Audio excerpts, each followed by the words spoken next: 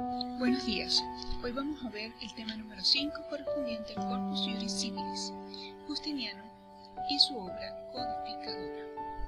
El 1 de abril de 527, luego del fallecimiento de su tío Justino, asciende al trono del Imperio Oriental Justiniano, hombre nacido en Taurentium, de estatura mediana, corpulento, de cara redonda, fuerte y con cierta elegancia.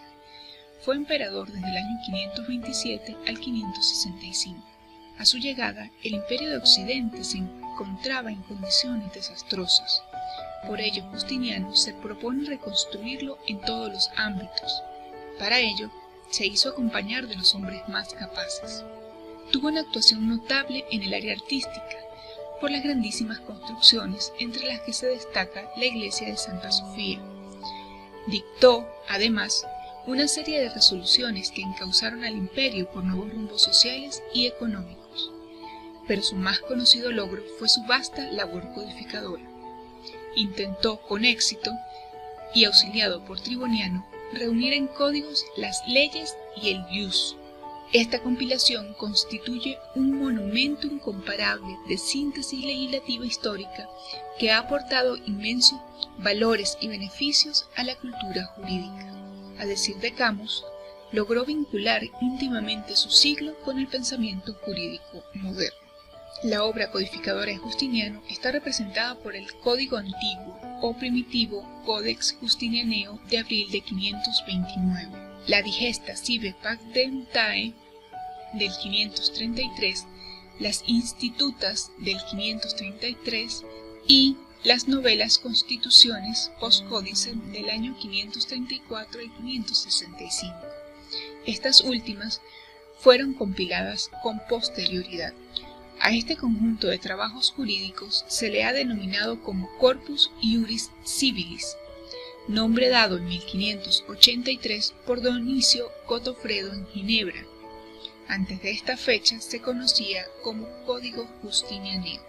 El Código Justinianeus o Código Antiguo, por la Constitución Aequo Necessario, sancionada en 528 por Justiniano, se designa una comisión constituida por 10 miembros, entre los que sobresalían Triboniano, Teófilo y Juan de Capadocia, cuya función sería recopilar las constituciones imperiales en vigor, refundiendo en ellas los códigos gregoriano, hermogeniano y teodosiano, así como las promulgadas con posterioridad, incluyendo las de Justiniano. A esta comisión se les autorizó para hacer todas las modificaciones necesarias, a fin de que esta compilación tuviera un carácter sobre todo práctico. Su promulgación fue el 7 de abril del 529, bajo el nombre de Novus Justinianeus Codex, y comenzó a tener vigor el 16 de abril de 529. Este código fue promulgado por la Constitución Summa Rei Publicae, quedando derogados de esta forma los 3 códigos mencionados, así como las demás constituciones que se habían dictado. De este código apenas se conoce un fragmento conservado en un papiro descubierto en Oxirrinco, Egipto, en 1914. Este código fue sustituido por otro que se llamó Nuevo Código o Codex Repetitiae Praelectioni, del que hablaremos a continuación. El Codex Repetitiae Praelectionis. El código antiguo no fue el único código que compuso Justiniano, por eso se llama o se conoce como el Código Antiguo. Luego de su vigencia, se continuaron publicando nuevas constituciones, especialmente una conocida como la Quinta Decisiones, para resolver cuestiones de importancia y que eran discutidas por los antiguos juristas. La nueva cantidad de legislación fue causa para que se redactara un código nuevo, designándose a este fin, en el año 534, otra comisión que estuvo conformada por Triboniano, Teófilo, Doroteo, Constantino, Mena y Juan de Capadocia. La labor de esta comisión fue la revisión y reelaboración del Código Justinianeo, añadiendo las nuevas constituciones. Este nuevo código entra en vigor el 29 de diciembre de 534. por la Constitución Cordis Nobis bajo el nombre de Codex Repetitiae Praelectiones. Dentro de su contenido tenemos que decir que incluyó las constituciones desde Adriano hasta Justiniano. Contiene 12 libros y 265 títulos con sus correspondientes epígrafes, indicando las materias comprensivas de 4.652 constituciones imperiales ordenadas cronológicamente. En las constituciones se consigna el nombre de su autor y la persona a la quien se dirige, o sea, la inscriptio, así como también la suscriptio. Los 12 libros del Código tratan del dogma católico y de la disciplina eclesiástica, del derecho civil, del derecho penal y del derecho público. La parte relacionada al derecho civil trata de los derechos reales, de las obligaciones de las personas, así como también de las sucesiones. Se omiten en este código, Codex Repetitiae Praelectiones, muchas de las constituciones que estaban incluidas dentro del Codex Justinianeo o Codex Vetus, que fueron posteriormente citadas en las instituciones.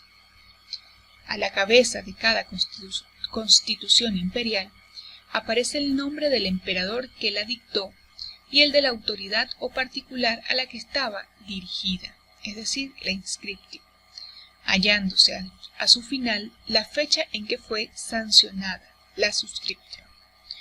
Las más extensas se dividen en parágrafos, pero esta división no fue la más usual. En el primer libro encontramos disposiciones relativas a las fuentes del derecho, e incluye normas sobre los oficia de los magistrados y sobre las relaciones entre la Iglesia y el Estado. En los libros 2 al 8 encontramos derecho privado en general, con referencia especial a los derechos reales, las obligaciones, los contratos y el derecho sucesor. El 9º libro se dedica al derecho criminal y los libros 10 al 12 versan sobre el derecho administrativo y financiero. La digesta. Por la Constitución Conceptione Digestorum o Deo Actore del 15 de diciembre del 503, Justiniano encargó a Triboniano, que era para ese entonces cuestor Sacri Palatii, establecer o reunir una comisión, la cual estuvo compuesta por Constantino, Teófilo, Doroteo, Anatolio, Cratino y 11 abogados, dirigida por supuesto por Triboniano, cuya labor debía concentrarse en leer y corregir los libros pertenecientes al derecho romano de los antiguos jurisconsultos, a quienes los príncipes autorizaron con el ius respondende. No obstante, no debían tener preferencias entre estos autores, valiendo las notas de Ulpiano, Paulo, Marciano, Papiniano, que anteriormente no gozaban de autoridad alguna, por la gran consideración que se tenía al muy esclarecido Papiriano. A esta comisión se le dieron amplias facultades para suprimir, enmendar, corregir, completar o modificar cuando estimaren oportuno, eliminando todo aquello que hubiese caído en desuso y alterando cuanto fuese necesario en el texto original de los jurisconsultos, cuyas opiniones se recopilaran. Justiniano afirma en la Constitución de Confirmatione Digestorum que fue preciso leer casi 2000 libros que los antiguos habían escrito, con más de 3 millones de líneas, reduciéndose a 50 libros con 150.000 líneas, colocándose lo más útil y quedando aclaradas las ambigüedades y no dejando nada a controversia. Se publica el 16 de diciembre del año 533 mediante la Constitución Tanta, entrando en vigor el 30 del mismo mes y año bajo el nombre de digestas o pandectas. La expresión latina digesta, plural de digestum, significa metódicamente clasificado, y pandecta en griego significa libros que contienen todo, o enciclopedia en una palabra. Se consideran como la única fuente legal quedando derogadas todas las antiguas constituciones dictadas. Contiene miles de extractos de opiniones de los jurisconsultos romanos, los iura, del siglo I a.C. al siglo IV después de Cristo, siendo el jurisconsulto más antiguo que se cita Muncio Escabiola, y entre los más recientes a Caricio y Hermogeniano. Como les decía, está compuesto por 50 libros que se dividen en títulos, excepto los libros 30, 31 y 32. Los libros se subdividen a su vez en leyes o fragmentos precedidos por el nombre del autor y las inscriptio.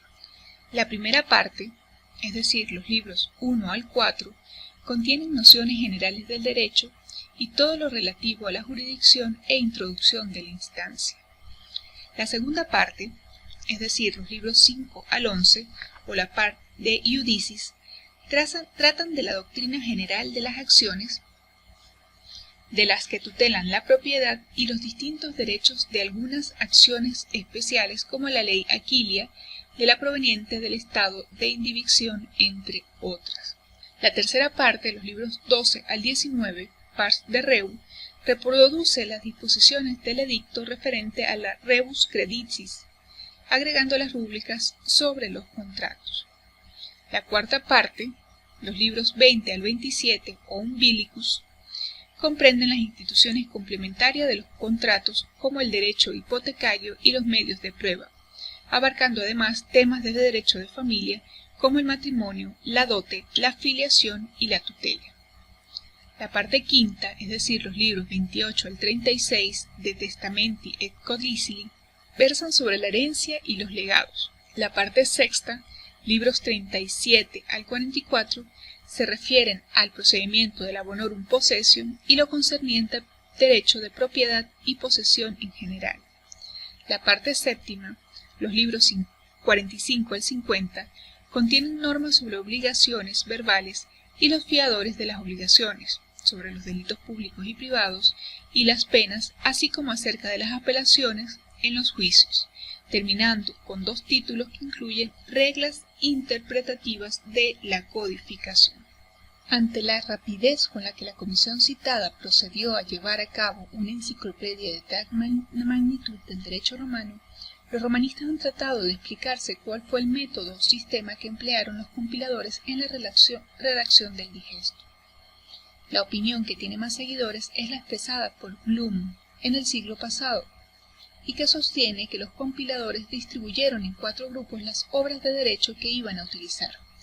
Así, en el primer lugar distribuyen la masa sabiniana, es decir, las obras de Sabino. En un segundo grupo, la masa dictal, con los tratados de derecho pretoriano u honorario. En un tercer grupo, la masa papiniana, con las monografías de respuestas y cuestiones de Paulo, Papiniano y Escabiola. Y en un cuarto grupo, el apéndice o masa postpapiniana. Otra opinión, sostenida por Hoffman, se inclina a pensar que los compiladores se sirvieron de compilaciones anteriores o de libros de glosas donde ya estaban extraídas y preparadas las 3 primeras masas, y que solo tuvieron que elaborar verdaderamente la cuarta masa con obras que no pasaron de 11.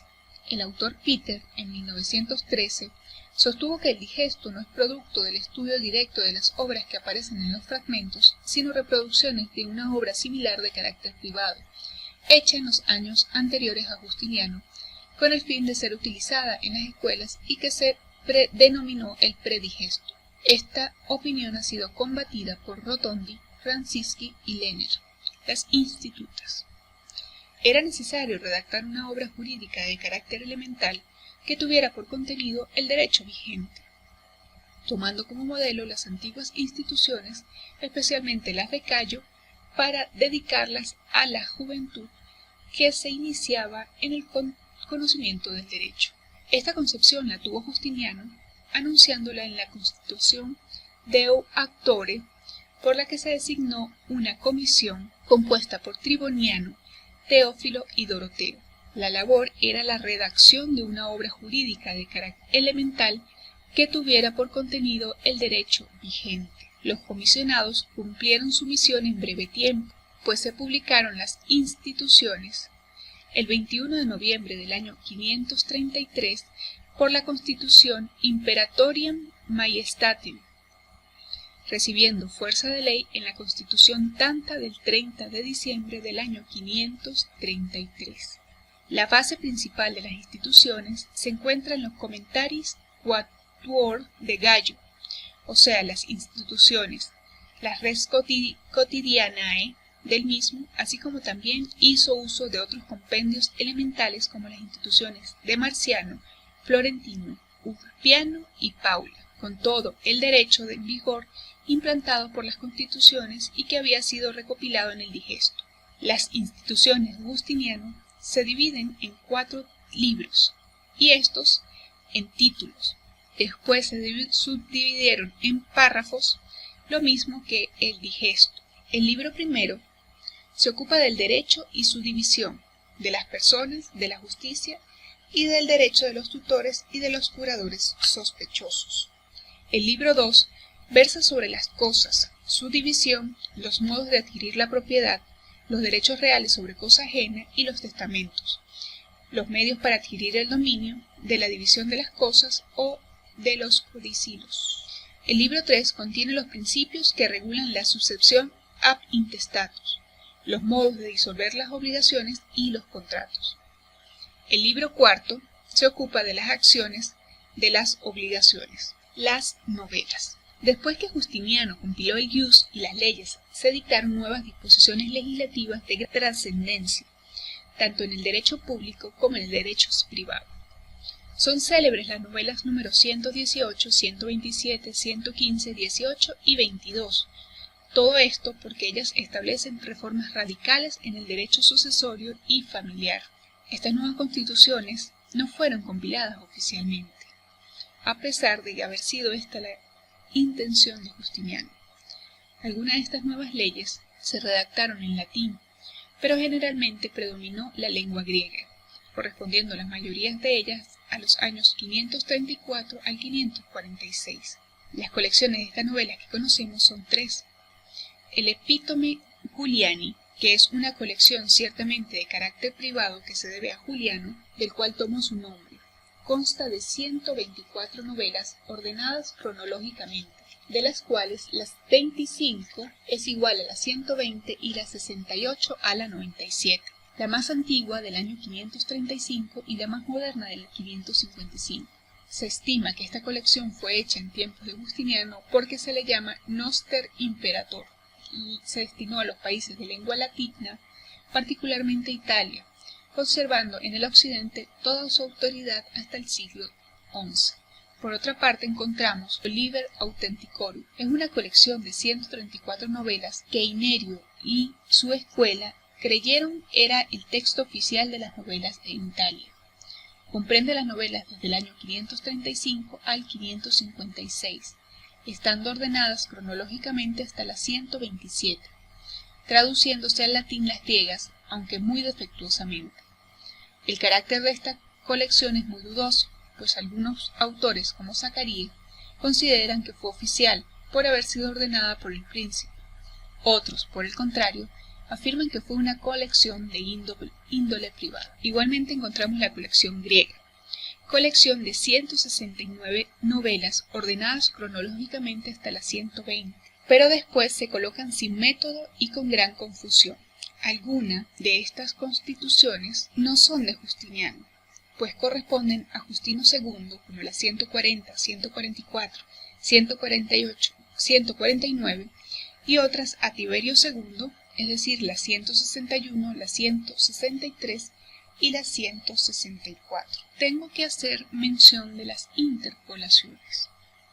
Las interpolaciones fueron alteraciones realizadas por los compiladores en las obras de juristas citados en el Corpus Juris Civilis con el fin de obtener claridad o actualizar instituciones o principios jurídicos acorde a las nuevas circunstancias históricas. Camus nos dice que en un ligero examen de las interpolaciones se advierten claramente que éstas pueden ser necesarias, útiles y voluntarias. Las necesarias han sido una mera consecuencia de los cambios fundamentales que ha experimentado el derecho desde la época clásica a Justiniano, Las útiles significan un mejor entendimiento del derecho clásico, aclarando su sentido y alcance. Las voluntarias son aquellas en que se sustituye una expresión por otra, pero sin ninguna trascendencia jurídica. Interpolaciones son una consecuencia lógica del sentido que tuvieron las codificaciones posclásicas y justinianas, así como la forma en que se verificaron. Los romanos transmitieron su legislación a través de diversas épocas históricas, alterando solo lo que era necesariamente y rigurosamente indispensable para acoplarlas a la vida social. Así, el derecho imperial posclásico debió promulgar códigos de derecho vigente que reunieran la legislación anterior. Por ello, necesitaron corregir los textos clásicos, acomodándolos o suprimiendo lo que ya no podía estar en vigor. También debo hacerles mención respecto de las antinomias entre las distintas partes que componen el corpus iuris civilis. En el caso de antinomias, entre las distintas partes de las obras que componen el corpus iuris civilis, digestos, institutas, nuevo código y novelas, se observan en principio las reglas siguientes. Si existen antonimias entre el digesto y las institutas, como estas compilaciones entraron en vigor el mismo día, constituyen en este sentido una ley única, y las contradicciones existentes entre ellas se resuelven por los principios de las interpretaciones de las leyes y no de la revocación o situación de leyes en el tiempo.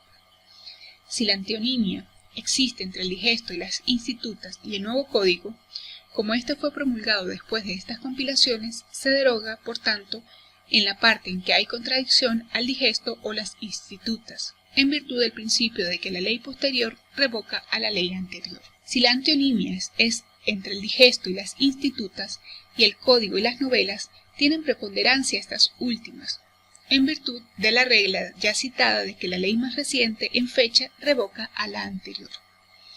Si la antonimia es entre las distintas novelas, entonces prevalece la novela que tiene la fecha más reciente entre ellas, por fuerza y en virtud de la regla que ya hemos citado en 2 oportunidades. Al perder el derecho romano valor como derecho positivo, también pierde interés esta forma de resolver las antonimias, pues el derecho romano se estudia entonces fundamentalmente desde el punto de vista histórico y no como un derecho vigente. Aquí podemos ver las referencias utilizadas para la elaboración de este video.